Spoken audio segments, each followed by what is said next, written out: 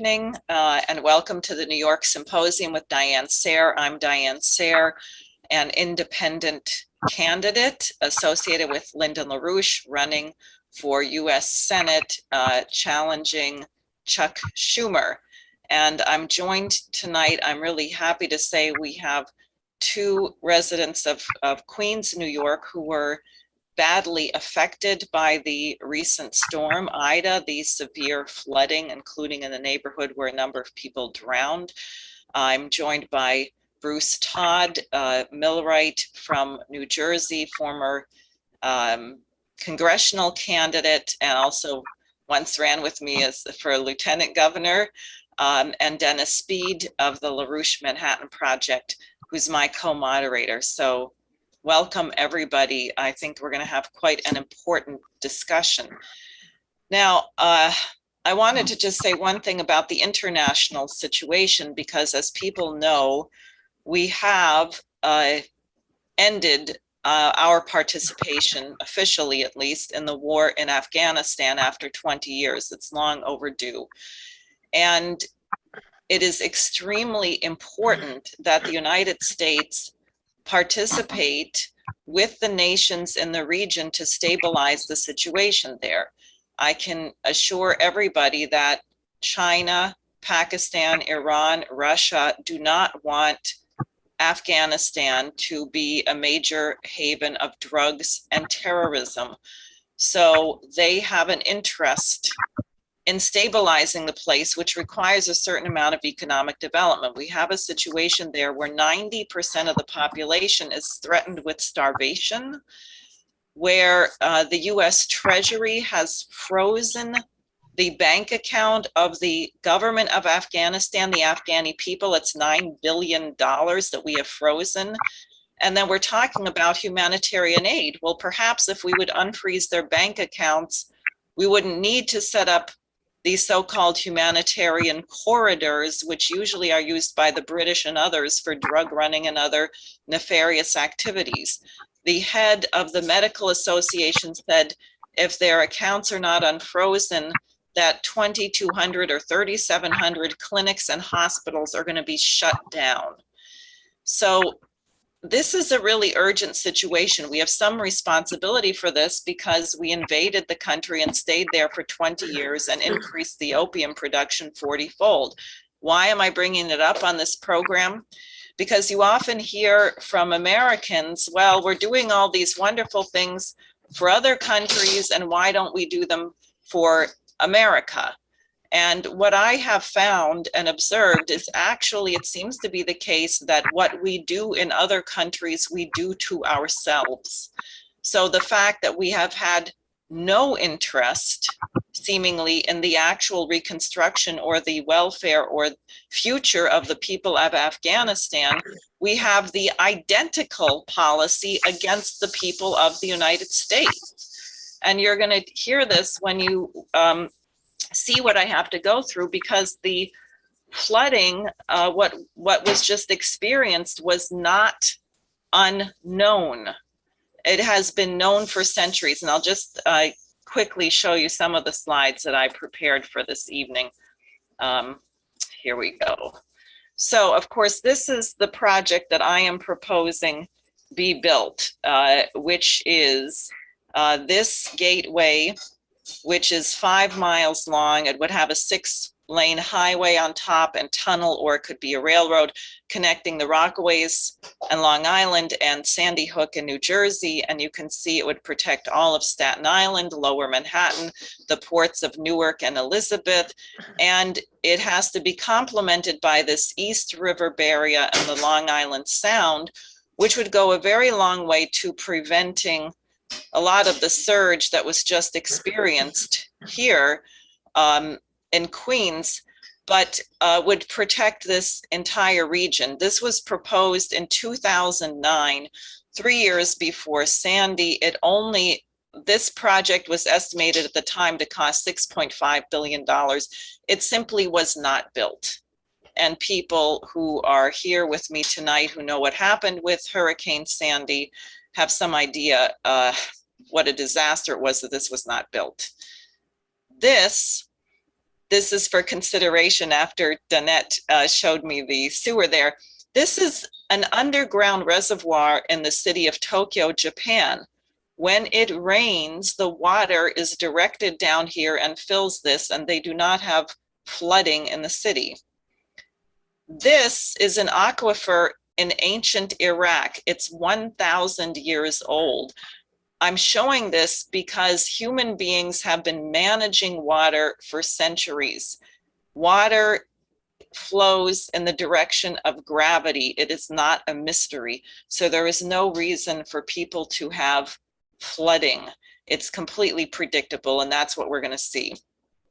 So the American Society of Civil Engineers published their 2021 National Report Card on Infrastructure. Stormwater preparedness, they rated a D. This is like your school grades, A, B, C, D. F is failure. D is almost failure. It's not good. And stormwater, again, D. Okay. So over 40 people were killed in the New York region. These maps show where the deaths occurred. And I would like to credit a woman named Katie Hogan, who wrote in the September 3rd issue of the New York City paper, put together maps of where people died and what was known. This is just a close-up of some of the areas, some of which we're about to discuss. Here, 2018, there was a city council bill which passed calling for mapping areas of at risk of flooding during downpours. So this also was known. And in 2021, the whole thing was published. The people, you would think the people living in these at-risk areas could have been informed at least of the damage. Did not occur. This is where you can locate these maps if you want to. So it included a novel modeling effort that produced for the first time public maps depicting vulnerability to rainfall-driven flooding. And they passed a law in 2018 that required the city to produce such maps. You would think the purpose of the maps would be so that you could remedy the situation. And if you didn't have time to remedy it, at least inform people. So here is one of the maps. This shows in dark blue, you see down here, deep and contiguous flooding. Nuisance flooding is light blue, but the dark blue shows the areas that will have severe flooding if you have extreme stormwater. And you see there are some areas which will have here, extreme flooding, even if it's moderate rain. There are areas also, Staten Island, also in New Jersey, there were a number of deaths. So the at-risk areas were known. And it says so here. Mayor's map showed most of Ida's victims lived where rainfall was the riskiest. This was not a mystery. And there's Katie Honan who did this work, not Hogan, but Honan. Okay, so for those who died at 4 homes in Queens and 1 in Brooklyn, all but 1 location appears on the city's map as at risk. Okay, 3 people here, 2 women and 1 man, 45-year-old woman or 22-year-old son, 86-year-old woman, etc. And then this just shows you more close up. This is the area where 3 people, I guess right near Danette, a 50-year-old man, 48-year-old woman, and their 2-year-old son found dead in their apartment. So I just wanted to go through this because what you see is that this is not an accident and it is not caused by climate change. It was completely predictable, and not only was it predictable, it was known. And during this period where we have had literally trillions of dollars printed, supposedly because of COVID, what has the money gone to? It's gone to bail out Wall Street speculators. It's gone to stimulus payments and bonuses to people who are unemployed, but also people who are not working. You could have taken these resources and applied it to actually build vital infrastructure that was needed, for example. And water, as people know historically, is one of the most important things in public health, is water and sanitation, and it was not done. So I'm going to stop here. We can talk about any of these other things later. I'm going to turn it over to one of my guests. Let me just say, for the record, that participation in the Sare for Senate Symposium does not constitute endorsement of my campaign for US Senate. And the views expressed by participants may or may not be views that I agree with, but I am holding these symposia because I think it is urgent that the voters have an opportunity to hear about the major issues that they are facing and to form their own opinion. And I'm afraid we live in a society right now where we're not allowed to have debate or disagreement. So with that, I'd like to turn it over. Oh, wait, and Danette, your pictures, we didn't see them, did we? Well, why do you want to go ahead? You're muted there, and I can show a little bit. Maybe by way of introduction, I should go back and just show what happened to you so people know, because that is really shocking. It'll give them a sense. Is that all right? That is fine. Good, here we go. Yeah, I was not sure where my slides went, so let's see here. Yeah. So, Danette, well, you want to tell people what they're looking at? Yes. First, I want to say thank you, Diane, for this Zoom meeting. I think it's a great effort and means to get awareness across. So that is my little window to my basement, my basement, where I was actually rescued from. Show another. So that is me in the inside of the basement, and I'm showing the window and how narrow it was that I had to get through, which was very difficult. And I got through, thank God. My son was able to pull me out of there. You could see my whole basement, everything is gutted. Everything had mold. It was hard to breathe down there, still is. It's a lot of damage. See a lot of damage. But mainly I almost lost my life in that situation. And that, what you're pointing at there is the water line, right? Isn't that where the water was up to, like almost the top of the door and halfway up the window? Correct. That's like a 7-foot door. Yeah, I was practically right up to the top of it. Definitely 1.5 feet above my head. I was definitely underwater, and I almost drowned in sewage. Oof. And this is a drain that's in the backyard, actually in the alleyway of everyone's backyard, in that community. And what happens is, unfortunately, when it's not well maintained, which there's no reason for that, water will back up out of that drain and up into the residence. And this is your home, just so people have a sense of what we're looking at. That's the backyard. Well, right behind us is where my backyard ends. And as you can see, I'm quite on a little cliff there where there's enough cement to about 2 feet high, 2.5 feet high to keep me pretty dry.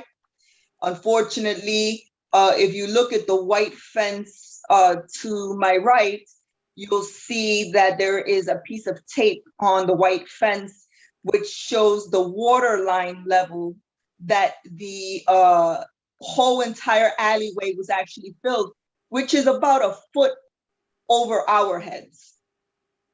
So the water was able to seep over into my yard, as well as all around us. That whole area where we're standing right now, we would be literally underwater.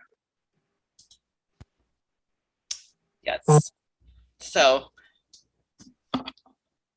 go ahead. That's horrific. It's uncalled for. It's a damn shame. I don't understand why, this happened again. This 2008 was the first incident. I moved into my home 2007. 1 year later, I see the news reporters outside. There's a lake in the backyard. I don't know what's going on. Apparently, there was a lot of negligence in, the city's part, and we were told this would never happen again. Unfortunately, that's not the case. Here we are, 2021, and I would say it was 3 times as horrific as it was then. And this time people actually lost their lives. Yeah. Good. Well, we'll come back because there are some things that I think we should talk to people about, but maybe we'll hear from Linda. Linda Carlson, if you want to share your thoughts. You're muted there. You're still muted. Linda, unmute yourself. Mute. There Can we you hear go. me? Okay. Now we can. Now we can. Technology's not my thing, Diane.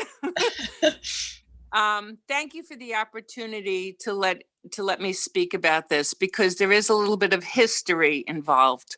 Number one, climate change is a small part of this particular instance. However, there are 2 very, very big facts that are not really talked about. Number one, many years ago, zoning was changed in Queens, and the developers have just built and built and built, and they get tax abatements, tax subsidies. They don't pay taxes for years, yet nobody upgrades the infrastructure to accommodate the millions of more bathrooms and kitchens and gas and electric grids that need to be upgraded. So you go to your community board meetings, you express your opinions, how this will be detrimental. And by the way, in addition to this overdevelopment, we have one of the most overpopulated schools in the country. Our school system is so overpopulated. There are some schools working at 180%, if you can believe that. The kids are in hallways. And this is overdevelopment. That's number one. The second thing is, when they build a highway, they must have a dedicated drainage system built with it. It cannot flow into people's sewers, because who gets hurt? The homeowner. And then there's the damage. Now, underneath the BQE, which we are right next door to, there are pumping stations. What those pumping stations are supposed to do is to pump the water back onto the highway rather than it going into our sewers. And there were times when you could walk underneath the underpass and torrents of water would come down. It was like Niagara Falls. Literally, it could knock you off your feet. And this is a paved road with the water that has no place to go except down. Like you said, water flows with gravity. We're at the bottom of the hill. You can go to as many community board meetings as you want, and the city will do whatever it wants, because the developers have all the politicians in their pocket. I'm sorry, but that's the fact. And that's it. And I know a lot about science. I'm not a scientist, but I took a year of biology. I know a lot about the world. And 10,000 years ago, New York was completely covered with ice. There were no cars, there were no people here. It was completely covered in ice. So yeah, the climate changes. It's maybe cyclical. It is getting worse at times. We've had storms like this in the 19th century. Now, the storm to which Danette referred to, the one in 2008, I think she said, that was bad. It was half, I think I had about 2 feet of water in my basement. This time I had 47 inches, okay? But that particular day, it was a perfect storm. It was a full moon and it was a high tide. That's when that water came in. We got nothing during Sandy because somebody put those pumps on, and from what I heard from the fire department, somebody said that there's a backup system which failed. So why the pumps were turned on 3 hours after the storm started, that's the negligent part. And that came from the fire department. They made that statement. That's when those pumps under the BQE were turned on 3 hours after the storm started.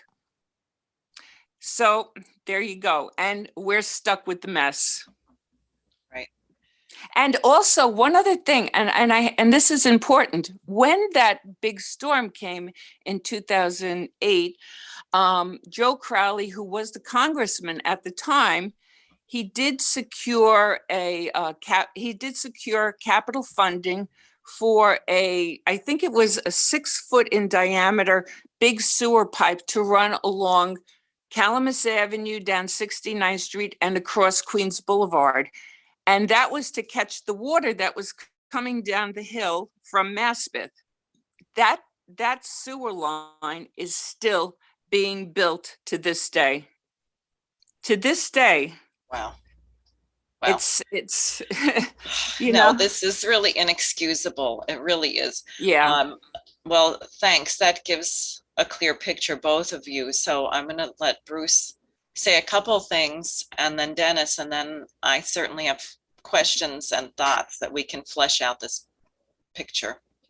Okay. Okay, can you hear me? Yes. Okay.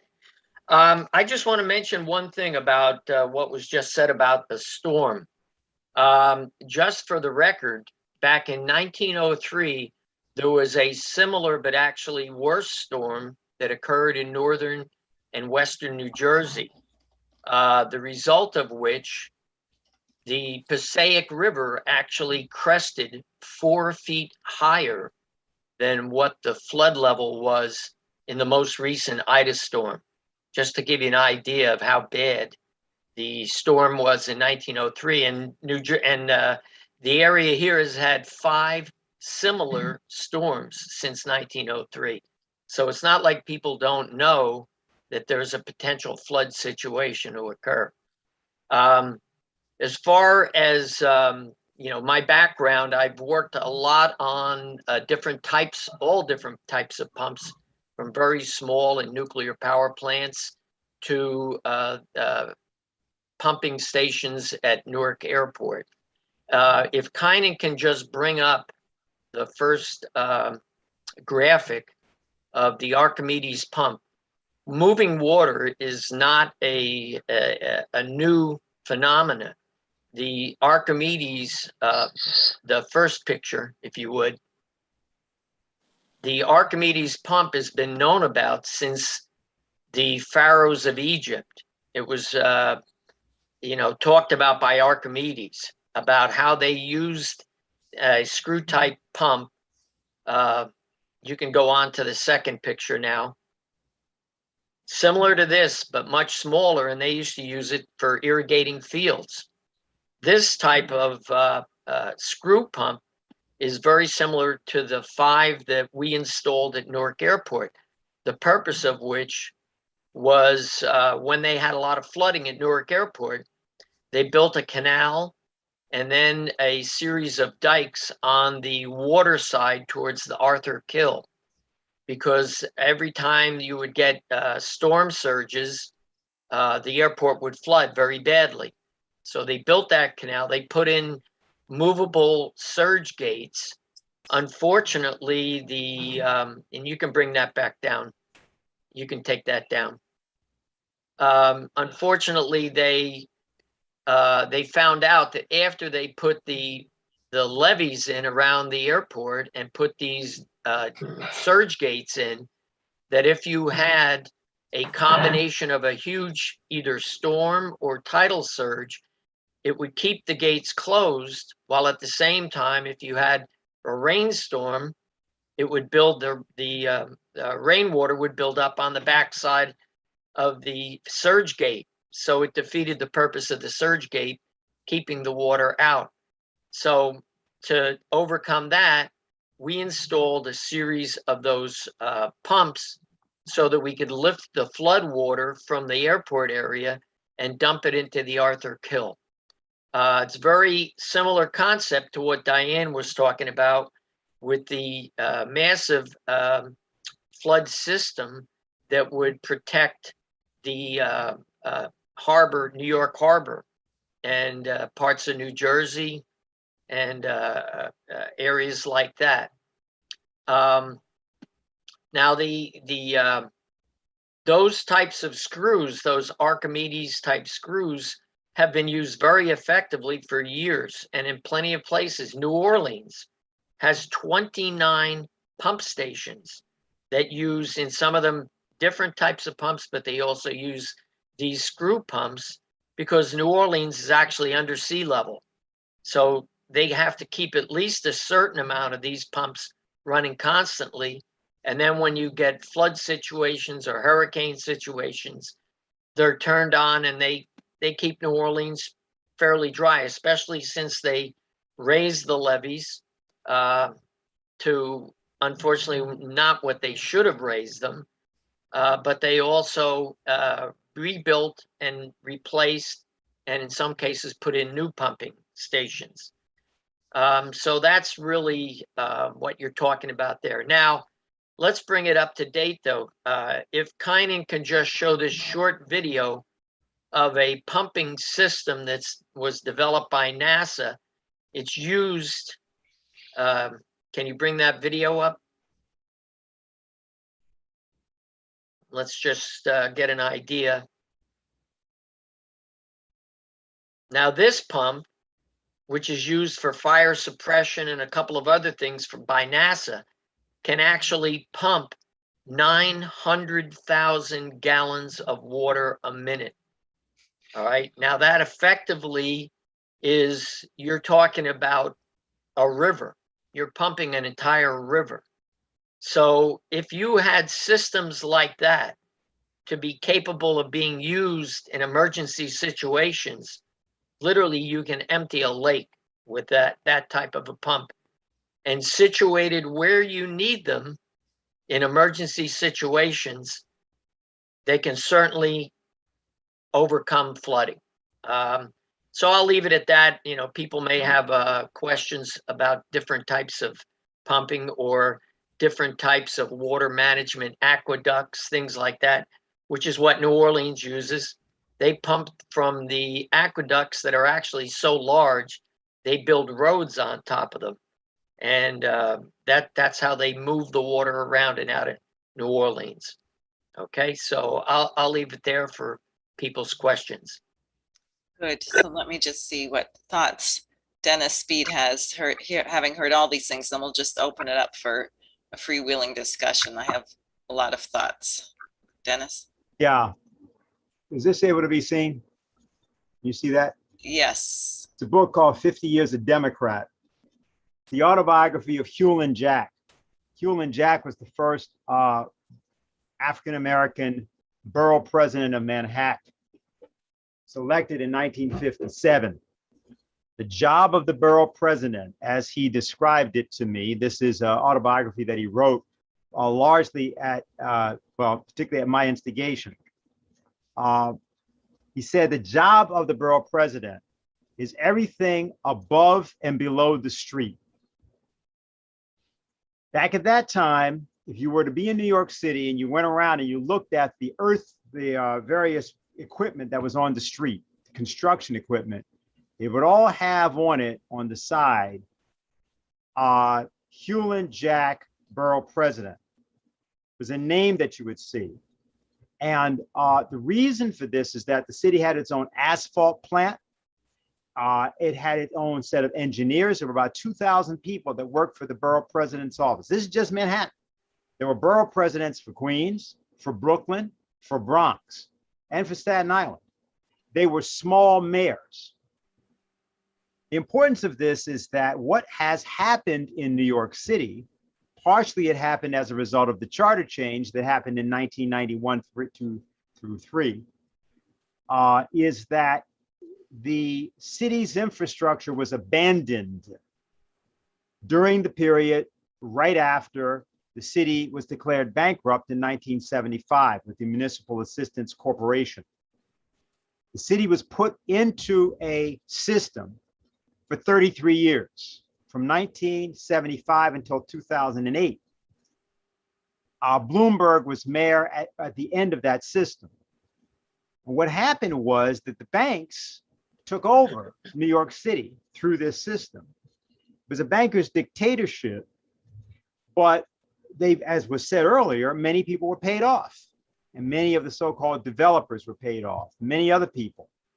And what was not allowed was in-depth development and expansion of New York. Instead, a policy began, first talked about by the Housing Commission back in 1966, Roger Starr. It's called planned shrinkage. They had this idea that they were going to make New York smaller. They wanted it to be a city for about 6 million people. And so what happened was every attempt to expand the city's basic infrastructure, whether you're talking about the subways, or you're talking about the roadbed, or you're talking about freight travel, taking the trucks off the city streets, all of that was defeated. And as the neighborhoods became more and more segregated and balkanized, which they did, and then people began to become more fragmented, the power to change any of this was lost. The people didn't have it. Now, in order to apologize for this situation of systematic looting, you had a lot of justifications. But just so people are clear about something, the island of Manhattan is 1/3 larger than it was when it was first, when the Dutch first came. Why is it larger? Because of landfill. Because this is something that the Dutch did.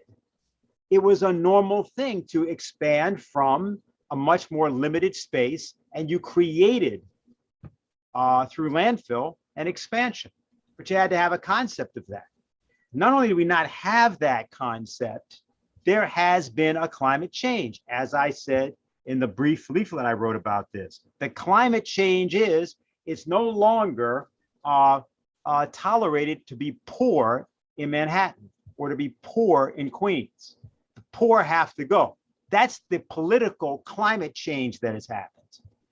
And in fact, it will be the case that unless people who are poor band together to demand that there be a complete reversal of the entire way that New York City has been going for the last 40 to 50 years, then you will be talking about hundreds of people drowning. And people will say it's a climate change, but the climate change they're going to be referring to is the wrong one.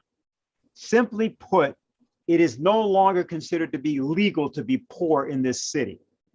And they will kill poor people, or poor people will decide to band together to actually reverse these conditions and take them back to the time of people like Hewlett Jack, who believed that it was the duty of the elected officials to take care of everything on the street. You had to have safe streets, which didn't mean police. It meant no potholes. You had to have clean water, not water systems that are 80 to 90 years old, or sewer systems that are 100 years old. That entire process has to now be reversed.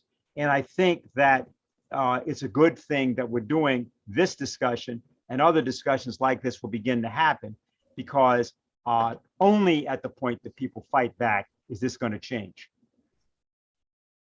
Great, thanks. Well, Danette, I was struck as Dennis was speaking by some of the things that you were saying in terms of your thoughts about people, the lack of solidarity that you saw there, which I don't think is because of malice at all. I think it's that people don't think about it, or it doesn't occur to them, but maybe you want to say something about how the neighborhood responded.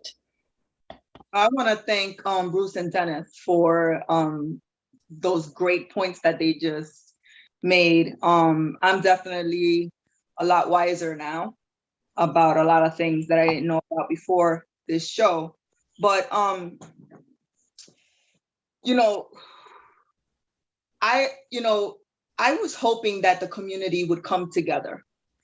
I am sad to see that there was no politician who thought that, hey, why don't we try to get our hands dirty and come together in all these communities that were drastically, devastatedly hit by Ida, and let's help clean up, let's help heal, let's help.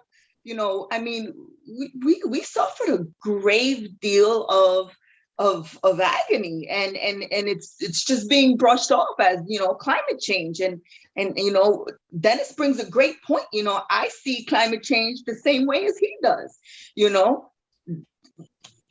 Trying to get rid of the poor people, trying to get rid of the people who choose to remain ignorant to the truth of what's really going on. The reality here is, we're getting pretty wiped out, and that's got to change. That's got to stop. We got to hold politicians accountable. We got to hold, everyone who's in leadership accountable. We the people must defend ourselves. We the people must stand together. We must unite, and we must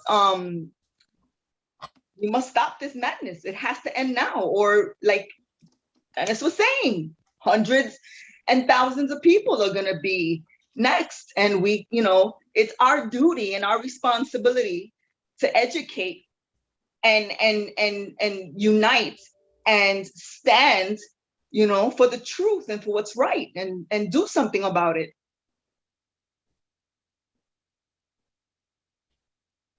Exactly. Linda? I don't know where to start. First of all, Dennis, thank you so much for the history, a little bit of the recent history, the last 50 years of what's happened in New York, because as of the late 70s, that most salaries became stagnant while CEOs' salaries jumped 300%. I have a very strong opinion of what poverty is right now. If you cannot pay your bills, if you don't have 6 months worth of expenses in the bank that you could fall back on, if you are not able to save 10% of your salary each week, and if you cannot take your family on 2 vacations a year, one domestic and one international, you're poor. And you know what?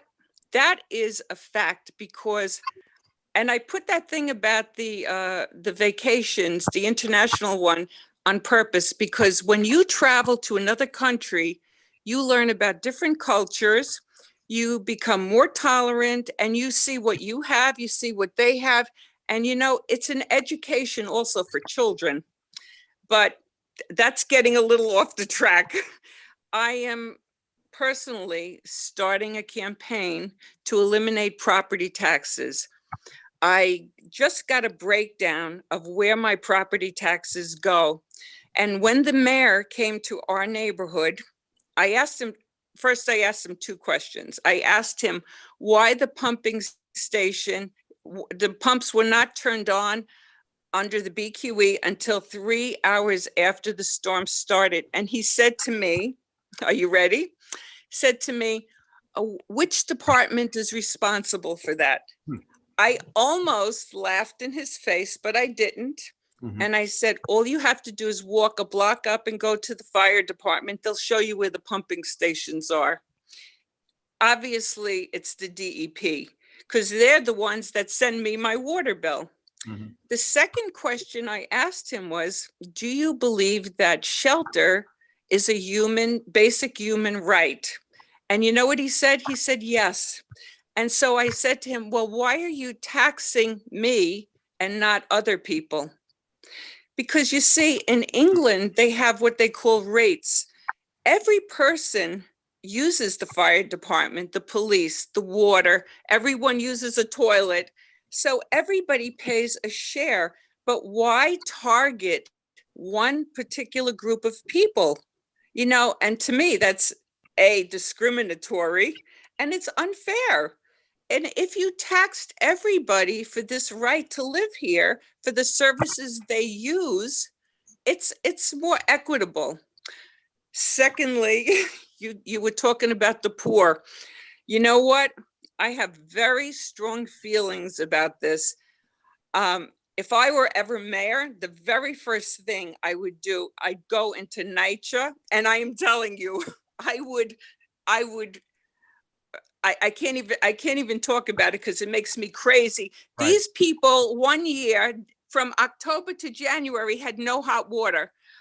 And they're paying rent. Right. But and no gas to cook, right? No That was gas, another yeah. whole thing. Yeah, right. Well, most of people from NYCHA, their rent is paid through the government. Whatever. Nobody should have to live like that. It's budgetized. So Yeah. if you are on SSI or something like that, you pay like maybe $200 a month. If you have, a good job, Yeah. then you pay a little bit, Right. then you pay a lot more. But you But go back to this, Nobody should have to live like that. right? If you go back to say this tax question, take Mhm. Madison Square Gardens, which pays nothing, the Yes. Yankee Stadium, which pays nothing, right? So if you're a billionaire or a trillionaire or whatever, you get carte blanche to do whatever you want Right. and don't pay. And the people who, it's the whole banking system. Think about how your credit card works, right? If you're late once, your interest rate can go up to 29% and you pay a penalty. Why were you late? Probably because you didn't have the money. So Right. the entire system is geared against the people who have little. The least. Right. Exactly. Right. Now, hold on one second, because Jose Vega, the young man who's doing our AV and who has had his own experience with flooding in substandard housing, actually wanted to say something. So I'm going to let him come on. Jose, you're there. But Hi. Yeah. Can I be heard okay? yeah, Okay. I just wanted to respond because I had sewage water collapsing into my apartment about 3 years ago now. Just to make a very long story short, we took all the proper steps. We reported this to the housing authority. We went to our councilman, we went to our assemblywoman, and the council member at first was very helpful because the housing authority said they would respond to the fact that we had nowhere to live really. In about a week or two, somebody would pop by and inspect, and he was able to get them to come within 24 hours, which was great. And then mysteriously 3 days later, after I'm emphatically telling him, well, I'm not the only one going through this, that there are immigrants who live here in the Bronx who are suffering through the same issues that I am, who can't speak any English at all. He said, well, let's just focus on you first only because you're the only one here right now. And then he tells me, what if it were the case that somebody offered you $15,000 to let this go? And I told him, well, first you'd have to give me $999 million in order for me to even consider letting this go.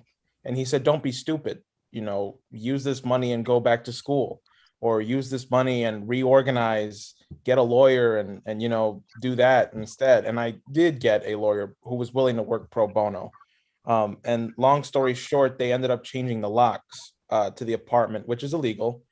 And I called the cops, and the cops said they couldn't do anything unless the person who owned the apartment, the name of the person who was on the lease was my mother. And the councilman and the landlord was threatening her. The councilman told her directly, if you bring this to housing court, your name will be on a list, and no landlord will ever want to rent to you because they'll know you're trouble. And so she just freaked out. And the landlord told us, hey, you have 3 days to get out. We'll rip up the lease. Don't worry about this month's rent. You can just go. Well, where do you go after that? So I understand what you mean when you say, we have to be united. But what does that mean? United for what exactly? What are you calling for? What are we calling for when we say we have to be united? Because the authorities they're there to make sure that things stay the way they are. So we have to be very clear when we say, what are we uniting against? And I think that that's what Bruce, Dennis, and Diane here have presented a viable solution here to what we mean when we say we have to be standing together. And so I would just say that the reason why I've committed myself to this organization is because when there was no one else, there was this organization. It was the only thing that I knew that was right. So it's personal, but it's not, because there's other people going through this right now. So yeah. Yeah, there are people that died as a result of this. I think the thing that we want to do, and Diane will have a bit more to say, but the concept is you have to. There are many ways of thinking about it, but you have to unionize in this sense the poor.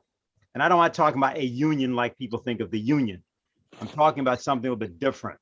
That's why the independent campaign that Diane's trying to do is so important, because the concept is can't be like a Republican or a Democratic thing or whatever. It has to be an independent movement. Now, in New York City, these things have existed before, and sometimes they become party organizations, sure. But the concept, I think, and not to say a lot more, is people have to be prepared to stand up. Like what you just said, your mother was intimidated, and there were reasons she was intimidated. And what we have to do, use this circumstance of what's just happened to catalyze a movement where we are going to say, no, we don't want to have false explanations.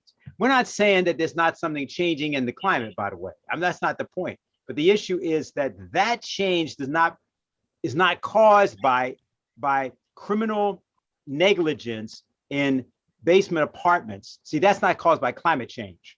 Criminality is not caused by climate change. Neglect is not caused by climate change.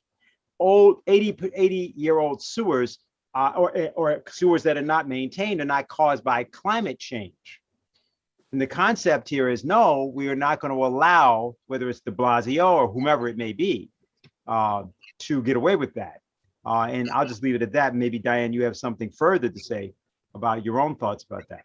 Well, and Danette and I were discussing it when I met her there, is one, and why I wanted Bruce to be on and discuss some of the water management. I mean, the things that exist, is that one thing that's happened because we've had this kind of attrition over the last 60, 70 years. I mean, really since FDR died in a sense, but after the Kennedy assassination, I mean, if you think about the major pipes in New York are a century old or 75 years old, you realize we haven't built anything major new in decades. Is that because we couldn't? No, it's because they decided not to. And my concern in organizing and my campaign, the people I meet, is that people are asking for crumbs. It's like you're starving. And so you have the mentality that you go to the rich man's house and you beg for a pork rind or something gets thrown out the window and you're glad to get that, as opposed to saying, no, the entire system is flawed. You know, Lyndon LaRouche said that we had to bankrupt the entire system. That's true. If you think about what happened in 2007, 2008 with the collapse, what did we do? We didn't say, we let, I guess, Lehman Brothers, no, it got bailed out, but you had Lehman Brothers, remember that? And then you had Countrywide, and then you had this, and then you had these companies that have been literally been doing things that used to be illegal. And we made solvent banks swallow them, which was possible because the Glass-Steagall Bank Separation Act had been repealed. And we printed trillions and trillions and trillions of dollars to save something that never should have been saved at the expense of our actual physical investment. Imagine what would have happened had we, I mean, just the 6-foot diameter pipe, Linda, that you were talking about, that Crowley had proposed, or the storm surge barrier, the Seagate. What if we had a crash program? Because I'm afraid to say at this point, I don't think we have a workforce. We don't have a skilled workforce. Well, that would be a good problem to solve. Jose has proposed a space CCC program in the Bronx, right? Well, we should have a CCC program where we take all these kids who are otherwise going to be recruited by gangs and drug addicts and God knows what else, and say, you know what, we're going to solve these problems. You have to learn a skill. Let's haul a bunch of people out of retirement. Let's get our veterans who we've brought back from Afghanistan, Iraq, and other, we're getting out of these wars. They can train young people. In other words, instead of the type of problems that we think we have, maybe one of the biggest problems could become that we actually need to develop a skilled workforce to build the infrastructure that's needed. And that what we saw from Bruce is that there is no reason whatsoever for any place where people live to be flooded. We may have to build entire new cities. Wouldn't that be great? I think China's built about 500 new cities from the ground up. Egypt, the nation of Egypt, people say, well, that's Northern Africa. That's, they're building an entire new city for 5 million people. They want to move their capital outside of where it is currently and create an entire new city. And they're doing it. We could build an entire, someone at a seminar I was at was talking about Staten Island. There's a lot of space there. Maybe we should build a whole new city in Staten Island and move people out of New York while we fix the infrastructure. Don't forget to build that wall surge before we do that. We better what? We better build that wall surge before that. Yeah, right. We better build that exactly first. Or Bruce always used to talk about the Pine Barrens. They have this thing in New Jersey.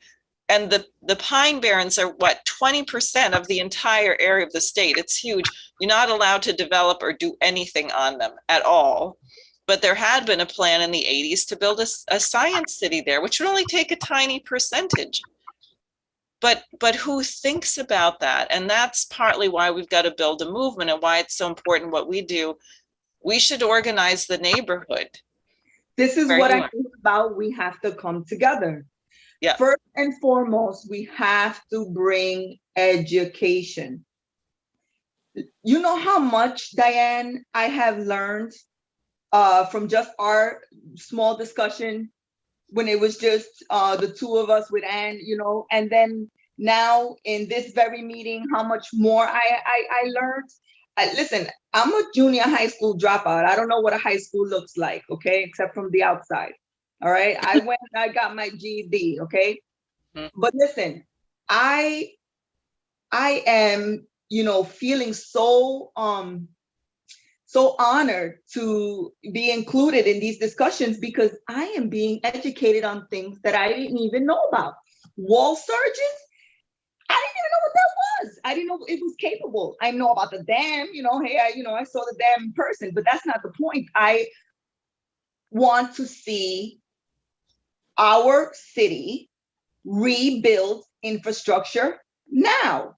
Great idea to do, create another city, while we're building infrastructure or whatever. But, that all takes time. I think that there's a lot of things we can do right now with the money we have right now, but we need to educate people so that they can speak up. People with knowledge, knowing is half the battle. Okay. Right.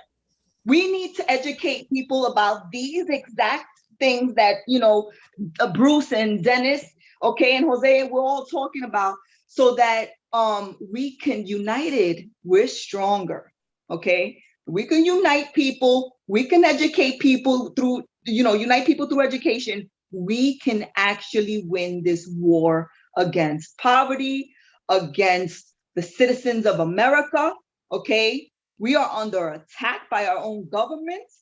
We need to flip the tables here, okay? I'm not talking about putting a Band-Aid on this. I'm talking about, listen, we need to really recreate the system. And we can do it, okay? We can do it. It took one man, Martin Luther King, to change, the thinking of racism, okay? To open people's eyes, okay?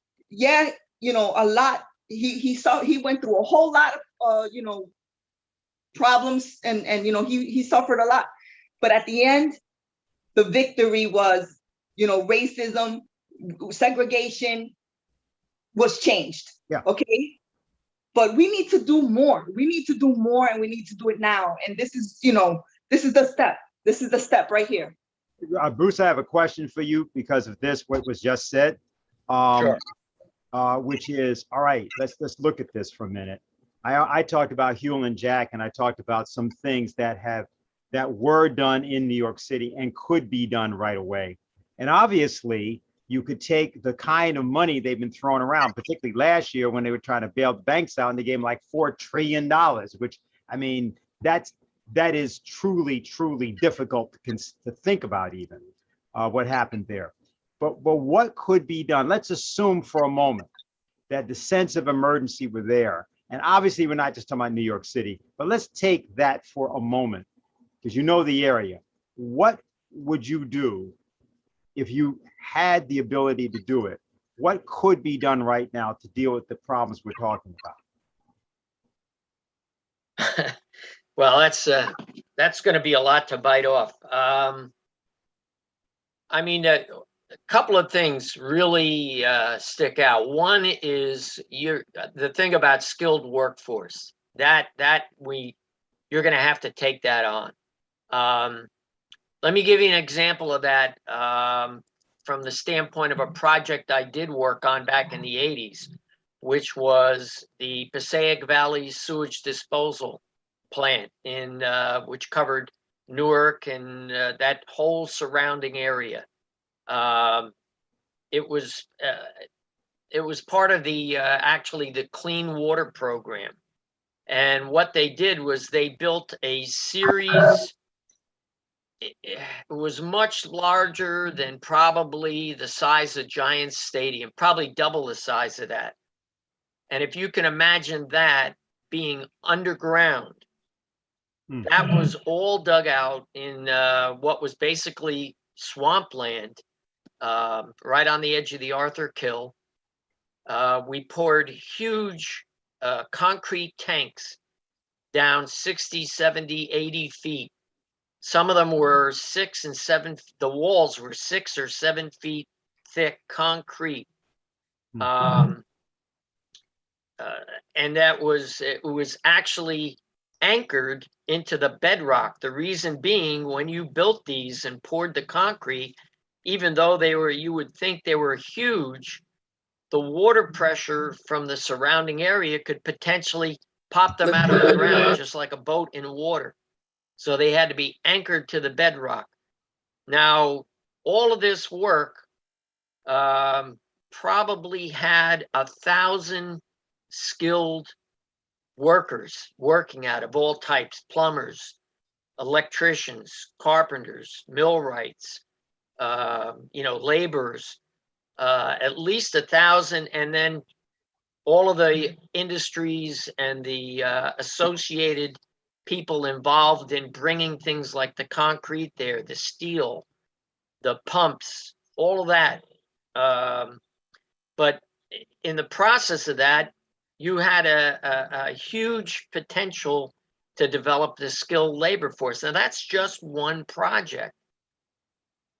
Think about all of the projects that really need to be done. Just think of in the metropolitan New York, New Jersey, Connecticut area on water management, storm systems, roads, subways, train systems. All of these things are in horrible, horrible shape and need to be rebuilt. Think about the amount of manpower of decent wage jobs that can be created. Think about the families that can benefit from those skilled trades and the wages that people can be bringing home. Like you were saying, so much that you can take vacations a couple times a year, have your kids have, decent housing, decent clothes, decent food. I mean, that's really what we're talking about here.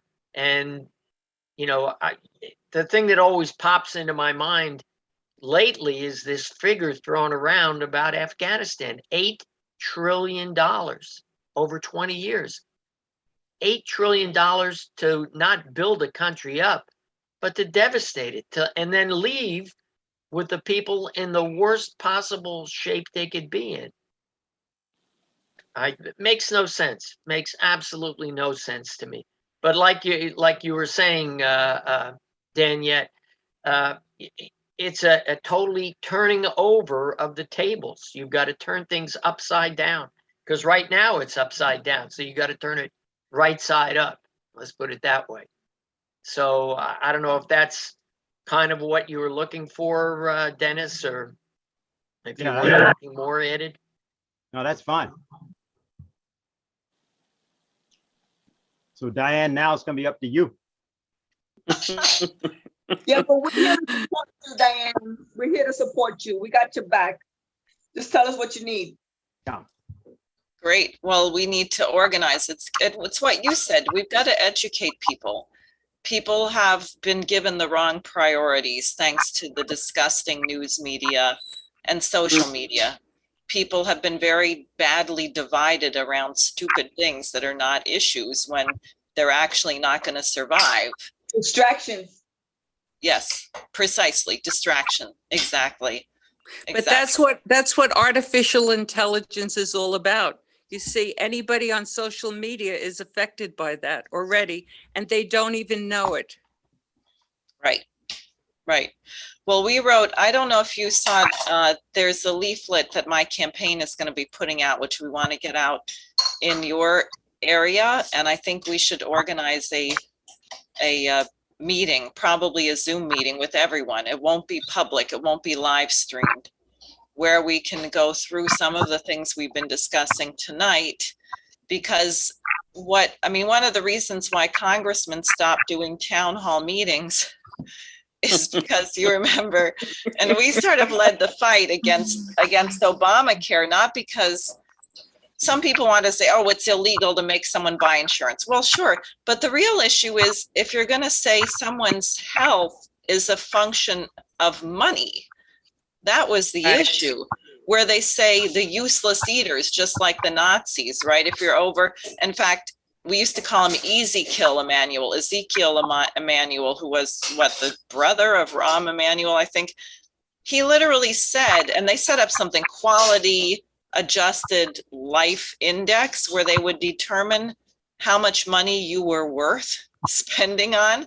And if you were over 45 and under 15, you were worth less than any, because, you might not make it, or, it was just hideous.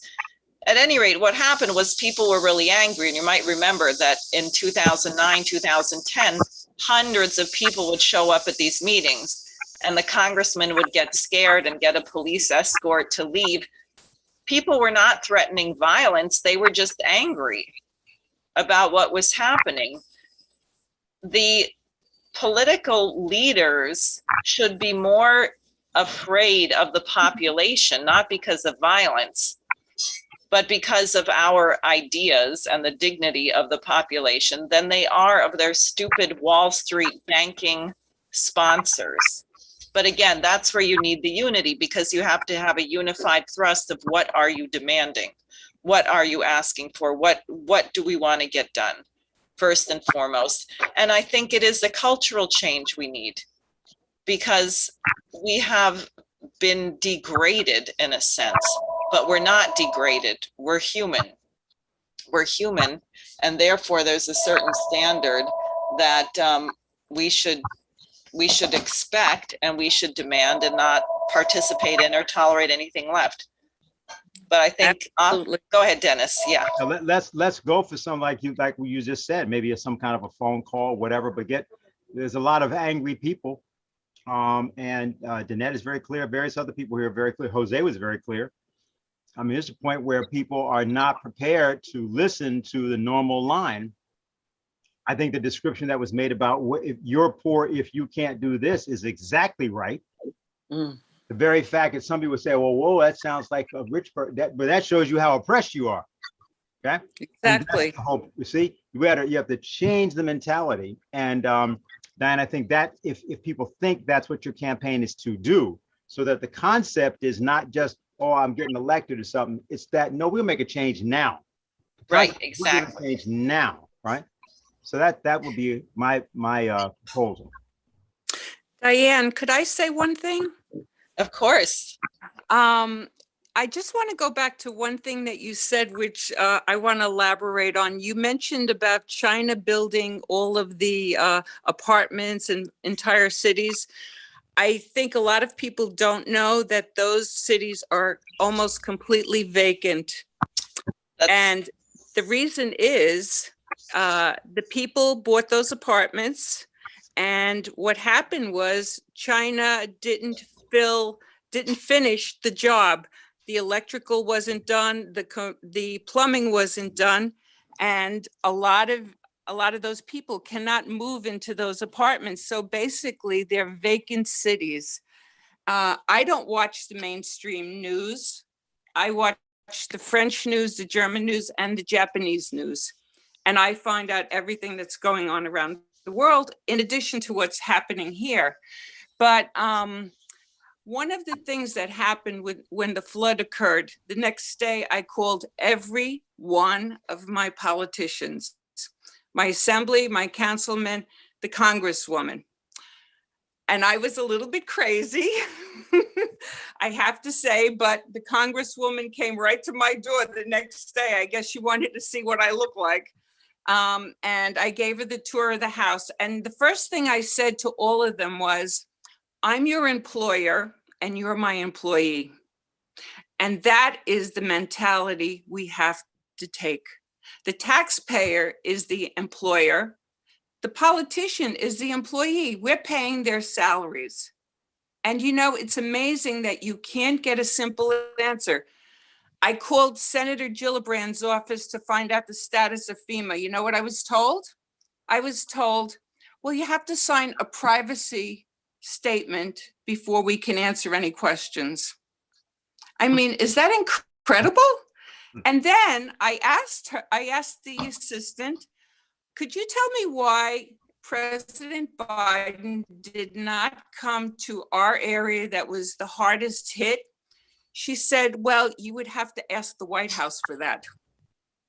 So Well, Senator Gillibrand obviously has no conversations with the president, has no clue. Come on. I just want to. I mean, I was appalled. I want to add to what you're saying, Linda, that we are the employer and they're the employee. Exactly. Are overpaid. Okay. Yes, and we just Cuomo just gave everybody a raise this year, I think. We're going bankrupt, and we need to stop now. It's nonsense. We can't be paying. We can't have these politicians, you know, making all this ridiculous amount of money, and you know we're suffering. We can't. Exactly. Well, again, it is the bailout, but I do just want to say on the China question, I think it would be very important. And we can take this up more because LaRouche's widow, Helga Tsepp-LaRouche, was there in 1996. And there's been a shift over decades, right? Since the end of the Cultural Revolution when Mao died, and people very consciously said, we have to reverse this horrible destruction. And there were also mistakes made, which we warned them about, like going with Bush and the free trade zones where you built up all the slave labor on the coastlines. But once they decided to build the heartland, very much like what Abraham Lincoln did with the Transcontinental Railroad, once they shifted their approach very much to what would be considered American system economics, they were able, and they took a target. They said, we should not have people in extreme poverty. And by 2020, we want no one in extreme poverty. And what China did was not send out checks, that people were assigned to go to the regions and find out why people were poor, and then create an industry, create a new kind of farm. It was very willful. And I think one of the reasons why there is such a vilification right now of China in the United States, and this is not to say that they're perfect or there are things that, you know, it's a completely different culture, a completely different system. But one of the reasons for the vilification and lack of discussion of what was done there is because they actually did lift 850 million people out of extreme poverty. And when you talk to some of the young people there, they say things. I saw an interview with a guy, and the person was saying, have you seen a change in your standard of living in your lifetime? And he said, yeah, when I was born, my entire family lived in one room. Now I and each of my 3 brothers has our own house. And the change has been so dramatic. Or what I said about Egypt, building this entire new city, and they're building an entire nuclear plant complex that's going to desalinate ocean water and green the desert. Or the nation of Ghana in Africa, which is building 110 new hospitals.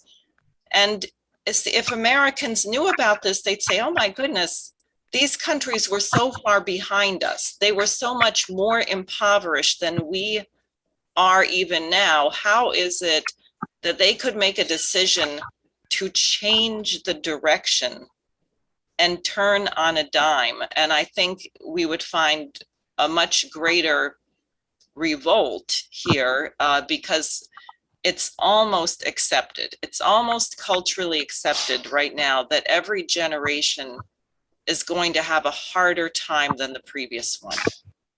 That it's normal.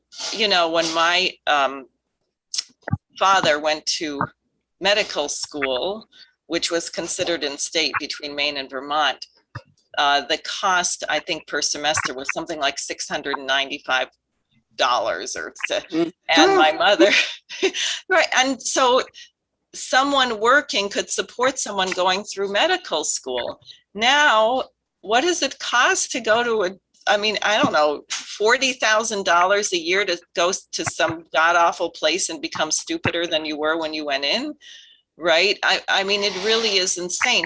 So if people kind of take for granted, well, my kids are never going to get out of the house because they're not going to be able to afford to pay tuition and rent.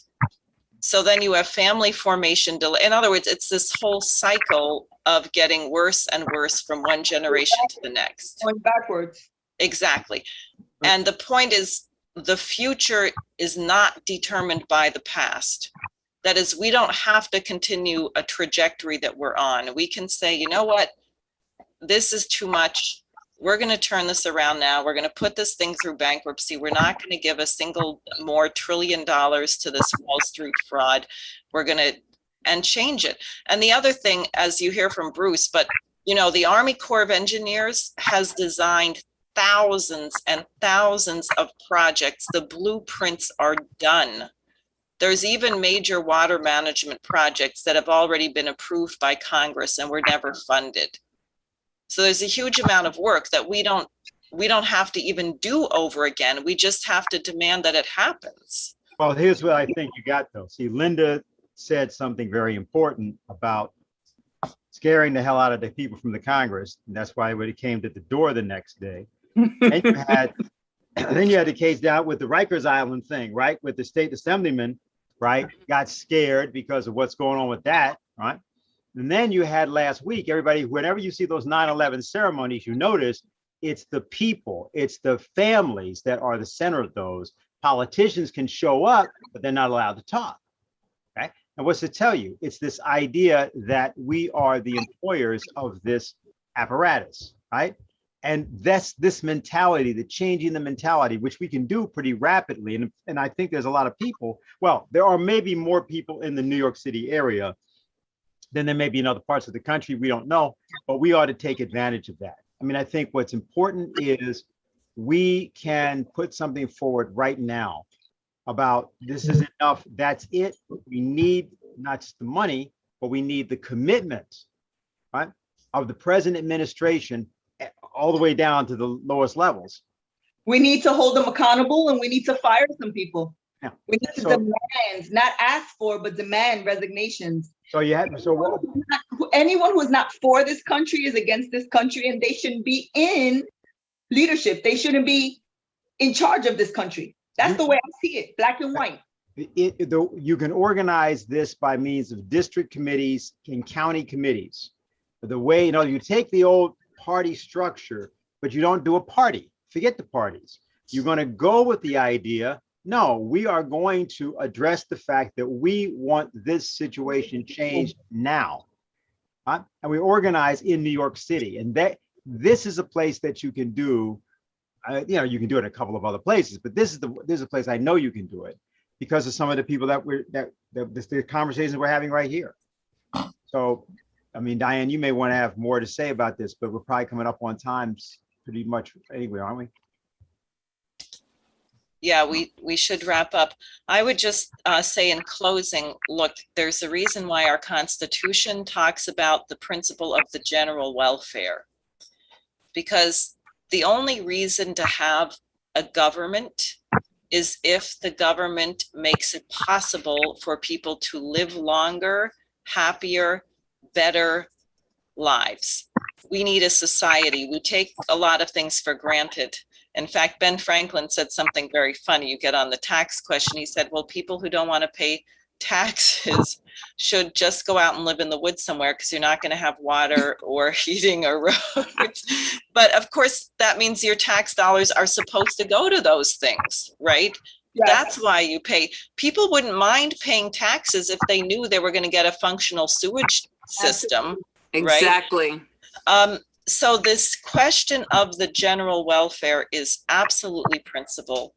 I mean, it's key, and it comes from the conception that human beings are not animals, that we through our creativity, through our mind and through society, because you make a discovery and then you share it with society and you uplift society to the next level, that the government has to foster that. And that's a standard to which we have to hold every single person who calls themselves a so-called leader.